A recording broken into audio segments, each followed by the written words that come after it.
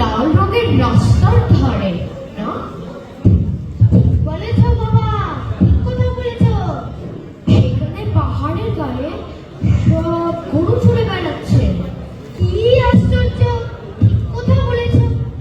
আমাদের গ্রামে গরু চড়ে বলে কি, খুব চড়ে।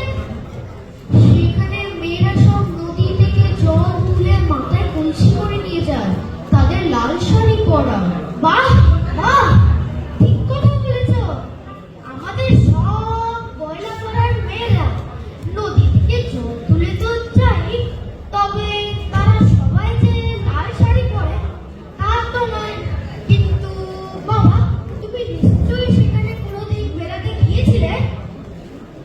সত্যি বলছি দইমালা, আমি একদিনও যাইনি। কবিরাজ যেদিন আমাকে বাইরে যেতে বলবে, তুমি নিয়ে যাবে তোমাদের গ্রামে? ওই কি বাবা, খুব নিয়ে যাব। আমাকে তোমার মতো এরকম দই বেচতে শিখিয়ে দিও, এরকম বাঁক কাঁদে নিয়ে, এরকম খুব দূরের রাস্তা দিয়ে। মরে যায়, দই বেচতে যাবে কেন বাবা? এত এত পুঁথি পড়ে তুমি তো পণ্ডিত হয়ে উঠবে। না না না, কখনো পণ্ডিত হব না।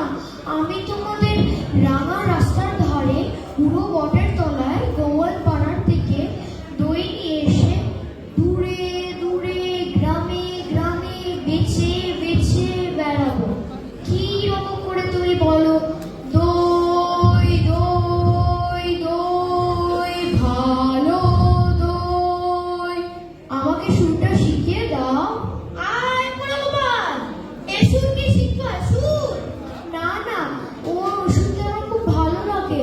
আকাশের খুব শেষ থেকে যখন পাখির ডাক শুনলে মন উদাস হয়ে যায়, তেমনি এই রাস্তার ধার থেকে এই গাছের সারির মধ্যে দিয়ে যখন তোমার ডাক আসছিল, আমার মনে হচ্ছে